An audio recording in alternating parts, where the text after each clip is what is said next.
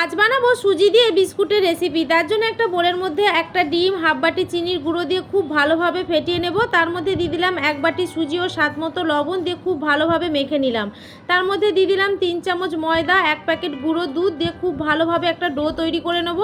এখানে আমি কিন্তু 2 চামচ ঘি অ্যাড করেছি, যেটা আমার তখন ক্যামেরা অন ছিল না। তোমরা যখন এই রেসিপিটা ট্রাই করবে অবশ্যই 2 চামচ ঘি দিয়ে দেবে। এরপর একটা থালার মধ্যে আমি ঢেলে নিলাম যাতে একটু মাখতে সুবিধা হয়। মাখা হয়ে গেলে আমি 10 মিনিটের জন্য ঢাকনা দিয়ে রেখে দিলাম। ঢাকনা খুলে ডো থেকে ছোট ছোট লেচি কেটে আমি বিস্কুটের শেপ দিয়ে নিলাম। যে যেমন পারো শেপ দিতে পারো, আমি এখানে রাউন্ড শেপ দিয়েছি।